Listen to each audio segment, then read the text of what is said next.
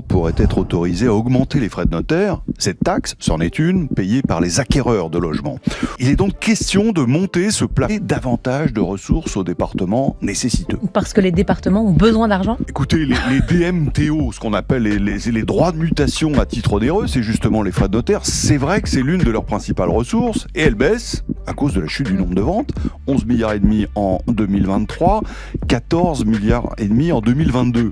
Alors, la taxe d'habitation a disparu, c'est les propriétaires qui payent avec la taxe foncière.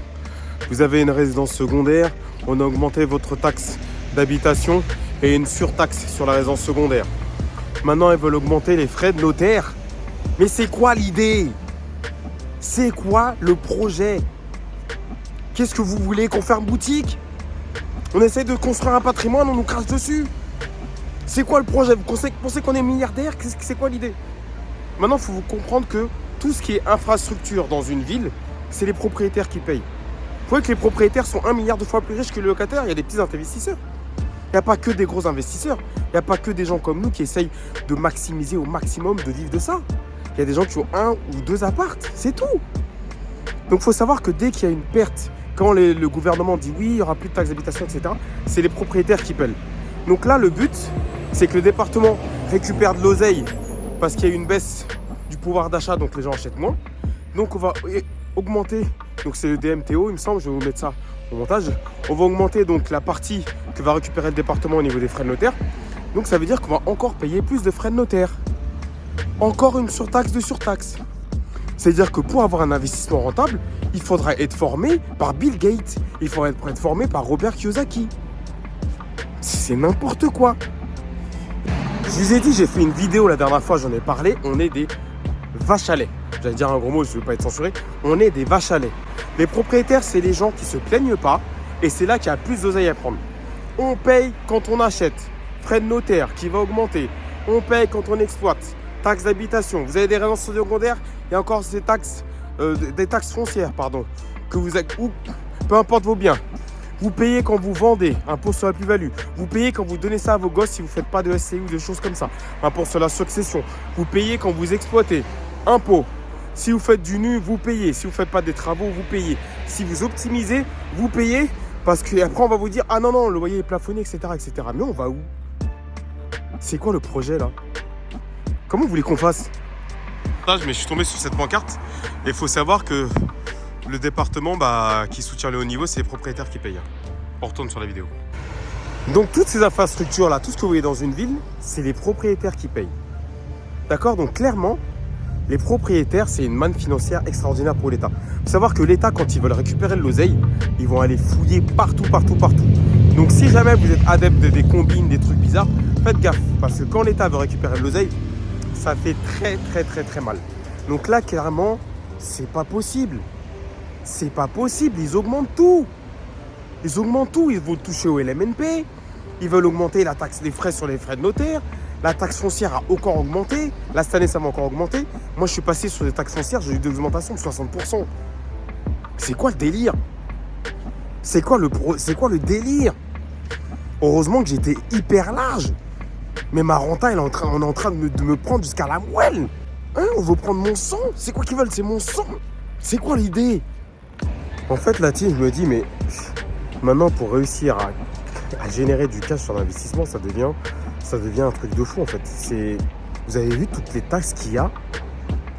Ça devient un exploit. Les taux qui sont à 4%, les taxes foncières, les taxes ceci, vous ne pouvez pas louer à tel prix, les travaux, c'est hyper cher, vous ne pouvez plus louer tel logement, mais c'est quoi le projet, en fait ? En fait, plus on va se faire d'oseille et plus l'État va se dire « Ah, là, il y a à manger à prendre et compagnie ». On est obligé d'être formé par Bill Gates, comme je vous ai dit, ça devient n'importe quoi. Arrêtez avec vos taxes, si vous voulez qu'on devienne. C'est quoi le projet ? C'est quoi l'idée ? C'est-à-dire qu'en fait, les propriétaires, ils payent tout dans une ville, avec cette taxe, ils payent tout, mais les locataires aussi, ils en profitent. C'est-à-dire que les locataires, ils profitent pas des infrastructures. C'est-à-dire qu'ils payent avec quel impôt les infrastructures, les locataires ? Puisqu'ils n'ont plus de taxe d'habitation, quel est l'impôt avec lequel ils payent les infrastructures, les locataires ? Moi, je ne vais pas opposer locataire propriétaire. À un moment donné, il faut arrêter. Il faut arrêter à un moment donné. Ok, donc maintenant qu'on sait que l'État veut prendre notre sang, tout ce qu'on a dans notre corps, tout comme il faut, comment on fait? Quelles sont les solutions pour qu'on puisse au moins s'en sortir, pour qu'on puisse au moins générer de l'oseille? Comment on peut faire?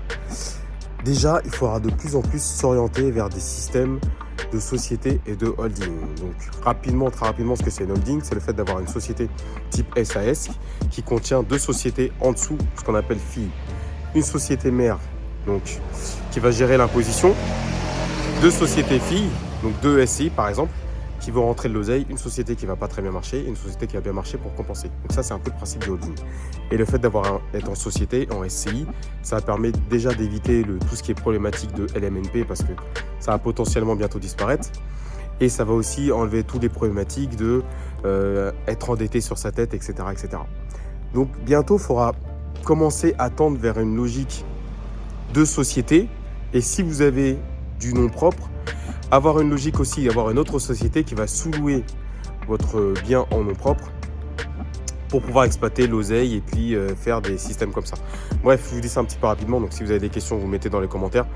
Vous avez les ressources pour savoir comment je peux vous aider par rapport à ça, donc vous aurez plus de détails parce que sinon cette vidéo va durer 3 heures. Mais il faut que vous compreniez en fait que plus ça va avancer, et vu que nous, on dit rien, les propriétaires, on nous squatte, on dit rien, les locataires payent pas, il n'y a pas de drame, il se passe rien, donc je veux pas qu'on mette les locataires je ne sais où. À un moment donné, vu qu'on se plaint pas, nous on est une catégorie de gens enfin pas qui se plaint pas, mais nous on n'a pas le temps. Enfin, moi personnellement j'ai pas le temps, j'ai 3 gosses, je bosse, là je suis en train de courir chercher mon train, donc je vous fais cette vidéo. Et j'ai pas le temps d'aller me plaindre, machin, j'ai pas le temps. J'ai pas le temps. Le temps que j'ai, je le passe avec les gosses et je le passe à développer des business. Donc je pense que comme on se plaint pas assez, on dit rien, on encaisse. Et bah du coup, c'est plus facile de prendre l'argent à ceux qui disent rien. Et quand les gilets jaunes se plaignent, alors j'ai rien contre les gilets jaunes, mais quand les gilets jaunes se plaignent, ils ont quelque chose parce qu'ils ont un pouvoir de nuisance. Quand la SNCF se plaint, ils ont quelque chose parce qu'ils ont un pouvoir de nuisance. Si vous n'avez aucun pouvoir de nuisance, on va vous presser jusqu'à la moelle, on va rien dire. Donc moi je veux bien payer des impôts, mais à un moment donné, pourquoi on doit payer toutes les infrastructures de toute une ville? Les propriétaires ne sont pas seuls dans la ville. D'accord? Pourquoi on doit payer des surtaxes sur la résidence principale? Pourquoi quand je veux passer 100 000 € à mes enfants, je dois payer des impôts? Si je veux passer de l'argent à mes enfants, je paye des impôts, vous vous rendez compte? J'ai déjà payé des impôts sur l'immobilier que j'ai acheté, j'ai déjà payé des impôts quand j'ai loué, j'ai déjà payé des impôts à la plus-value. Pourquoi je paye encore des impôts quand je transmets des choses à mes enfants? Ça veut dire quoi ça? Payer des impôts quand on transmet des choses à ses enfants, c'est quoi ce délire? C'est quoi ce délire? Vous savez, vous pouvez pas donner de l'argent comme ça? Je peux pas donner 500 000 € à mes enfants comme ça? Je dois payer des impôts encore? C'est quoi l'idée? C'est quoi le projet en fait? C'est quoi le truc? Prenez mon sang directement. Directement. Et comme j'ai dit dans une autre vidéo, moi je veux bien payer des impôts, tout ce que vous voulez. Je veux bien payer des taxes foncières, des taxes notaires, des trucs, ce que vous voulez de fou, qu'on me prend jusqu'à la moelle, je veux bien. Mais donnez-moi toute la structure qui va avec. Donnez-moi un fiscaliste, donnez-moi un comptable, donnez-moi toute la structure, donnez-moi quelqu'un qui va déclarer mes impôts, donnez-moi tout et moi je vous donne tout ce que vous voulez. Mais on n'a pas tout ça et en plus on paye beaucoup d'impôts. Bref, petit coup de colle du jour, je voulais réagir à la vidéo sur RTL. N'hésitez pas à me rejoindre sur Insta, je vous le mets là. Bon bah je sais pas comment vous faites pour faire ça tous les jours que je fais, mais je sais pas si vous m'entendez, mais tout ça là, moi tous les jours, c'est juste pas possible en fait. Bon, à bientôt, sinon je mettrai peut-être des sous-titres. Ciao.